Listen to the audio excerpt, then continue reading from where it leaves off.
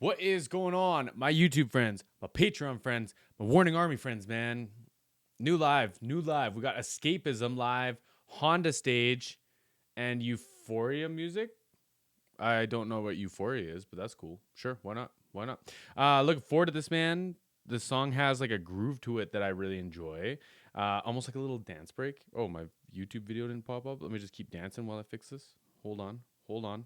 There it is. All right. Without further ado, I will have the Warnings Patreon in the description box as per usual, and I will have the link to this video in the description box as well. It is on the Warnings YouTube channel, their actual like official channel. So like the more you watch it, the better it does for the channel. We can grow them to like 1.5 million maybe. Come on now. Let's check this out.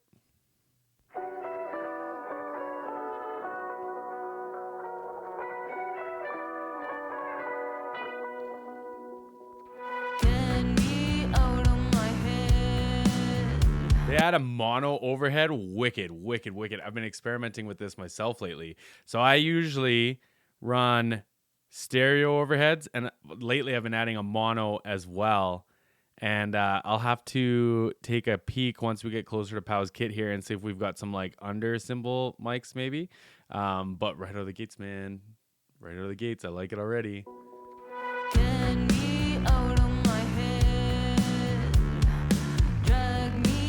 Great bass tone.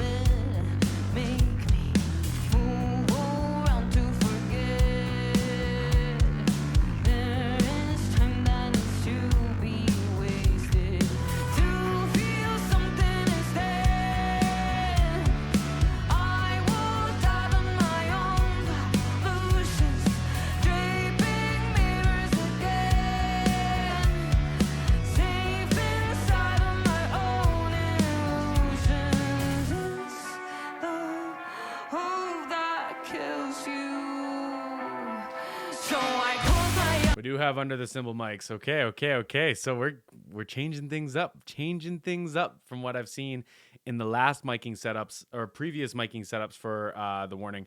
And off the top of my head, I actually don't remember if they do each cymbal from under. Like I've seen overheads, stereo overheads on Pow's kit before. I don't think I've seen unders. Like ride for sure, hi-hat for sure, that's fine. I don't think I've seen each cymbal though. Neat. And the mono. Yeah, okay. Wonder how high that is. I do 40 inches for my overheads. You can do like anywhere from like 40 to 50, and there is like other, like you can do other things above that. 40 or 50 is kind of like where in phase naturally sits, but you can do other things or timeline or like phase invert and stuff like that. There's all kinds of stuff you can do. But anyways, and it also depends on why they're using this. Like, are you trying to get more of a picture of the drum kit?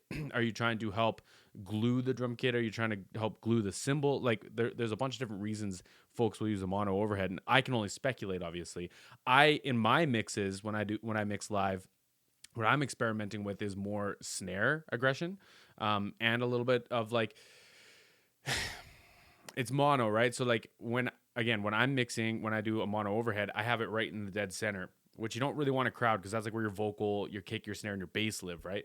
But it kind of is what it is. So if I take my overheads, if I pan them hard left and right, if we're in a big enough room, you might, like if you're on the right side of the room, you might not hear the house left cymbals as well, right? So the mono kind of helps blend that a little bit. I would have it mostly coming from the snare drum, and then the cymbals would just be like excess of that, right? So I don't know. Curious though. I like it. Good drum tones, as per usual. Good drum tones. So I close my eyes till it all fades. And so I close my eyes, then it all fades. Yet I'm still breaking, trying again. But I'll just close my eyes till it all fades.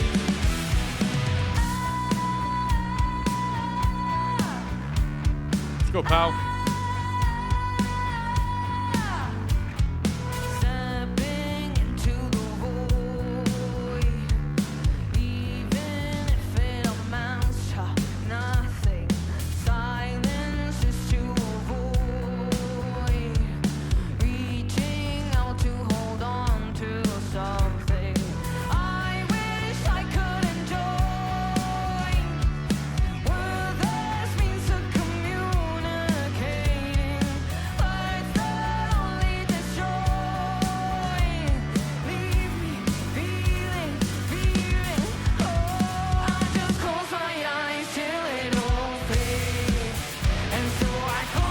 Like, it's got such a groove, man. I could just vibe to that all day.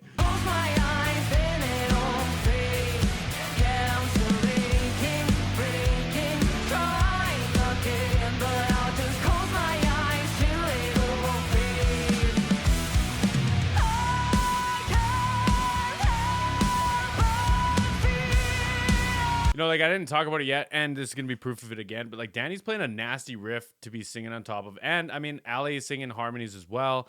Pow, we've seen play some nasty drum beats and sing. Like, they're really showcasing, whether it's on purpose or not, I doubt it's on purpose, but, like, they're really showcasing their ability to write the riffs they want and not sacrifice, like... Because, like, okay, like, let's take me again, right? Like, I'll put myself in their shoes. If I was to write a riff and I knew I was going to be singing on top of it, I would have to write either a riff around my singing, in between in the space where I'm not singing, or something that kind of follows my vocal, or it would have to be simple enough that I could sing and play it on the guitar, right? And I'm not a singer, I'm not a guitar player. So the fact that they're not sacrificing either, or, like, leaning into, like, one side of that, what I was just describing, or the other, is, like, pretty impressive, right? And it's not just one of them, it's not just two of them, it's all three of them,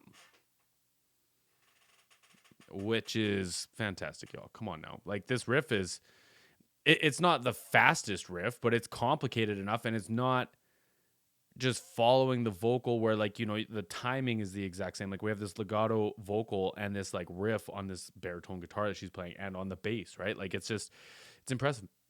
It's a long-winded way of saying it's impressive. Close my eyes till it all fades. I can't help but feel.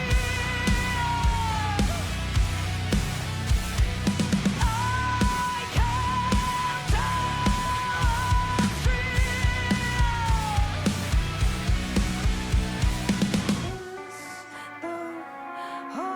can't Oof. It's a nasty reach.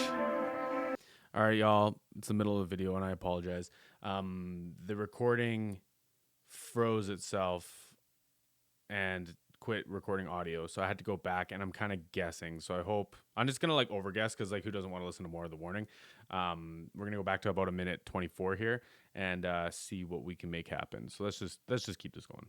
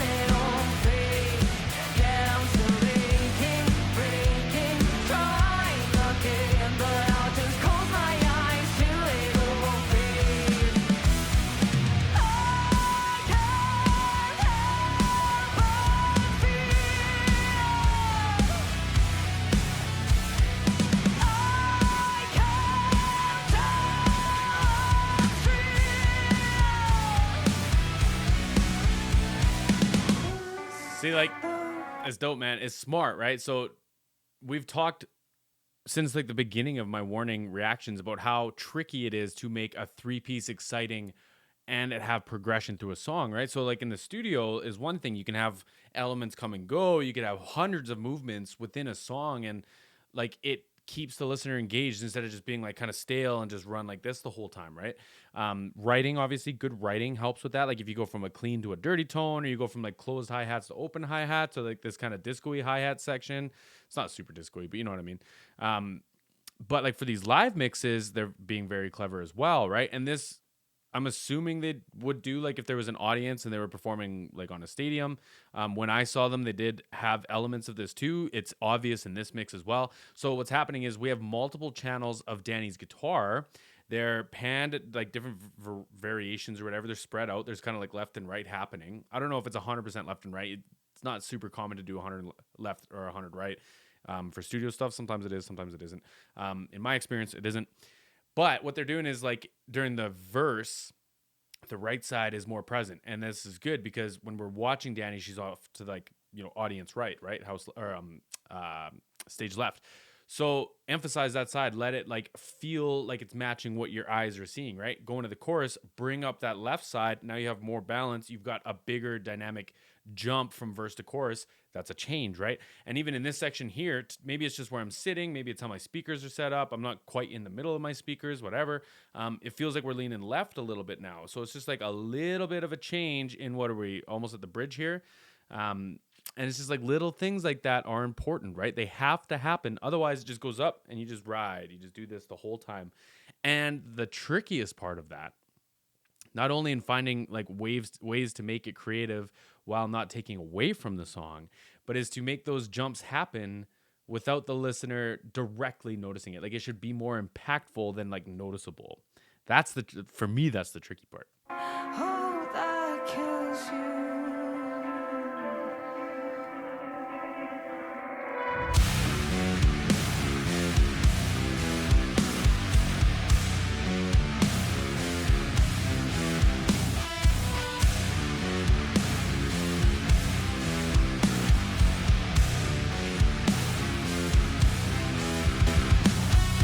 Close my eyes till it all fades, and so I close my eyes, then it all fades. Yet I'm still aching, breaking, dying again. Close my eyes till it all fades.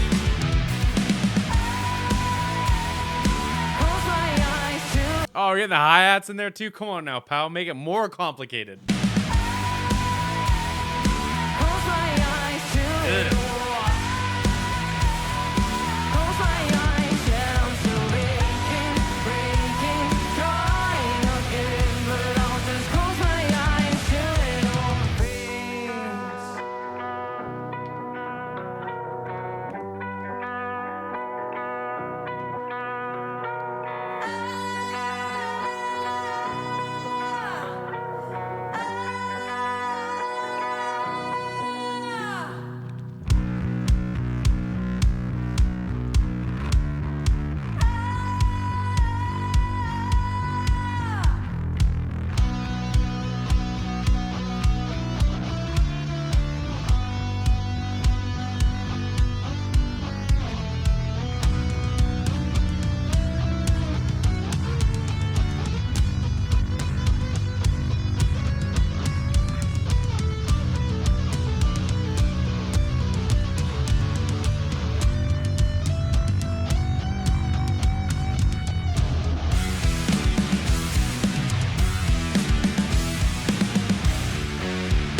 Oh, thank God.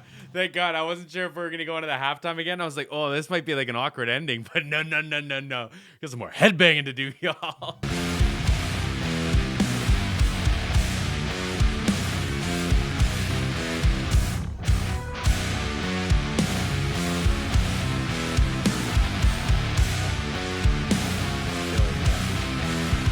Kill it. Wicked outro. Like, great performance all around, man. Like, and here's the thing, right? Like, everybody has their preferences. Like, my wife doesn't like live music. Like, she loves going to concerts. She just doesn't love listening to like live music as like a preference. Me personally, I almost exclusively listen to like live performances and stuff. I don't know what it is. I honestly don't know what it is. I just like the energy of it. But like I've vibe with it in a sense that like I enjoy all the tones that we got from this more than the studio stuff. And I liked the studio stuff. Like y'all rocked with me. We did it. We watched it live. Keep me fed, right? And we watched it on Twitch. And I liked like the big drums. I liked the tones of the drums. The toms had like a lot of life to them. I dug all that. Guitars sounded great. It's just something about like the live stuff that I like better. And that's always a decision that has to be made, right? Like I think it was one of 21 Pilots' previous live engineers was talking about like, the record sound versus the live sound. And he's like, we could have gone for the record sounds. He's like, but you already have those. He's like, when you come to the live show, I want it to be the live show. I don't want it to be the record sound, right? And I kind of vibe with that. Like, especially in today where you have things like you can use samples, you can use, you could just model the guitar tones that you did for each song if you want. You could have the exact same guitar tones from the record live. Might sound different with PAs and rooms and stuff like that, but you could just take it and move it over. Or you could just like find new tones that also rip and make sense for your live show. Like I think that's dope, right? And like go ahead, like use samples. Like if you have a touring drum kit and you just like want a little bit more oomph out of the kick drum or something like that, like you can trigger it, you can do whatever. But like emphasis on the live show being the live show, the record being the record. I think that is a really, really, really cool approach. And I think the Warning does a really good job of that, right? So anyways, sorry for the gong show, y'all. I appreciate you hanging out and bearing with me if you've made it this far. I'll have the Warnings Patreon in the description box, as well as this video if y'all want to give it another like 10 listens. I know how y'all get down. And I'll see you on the next one.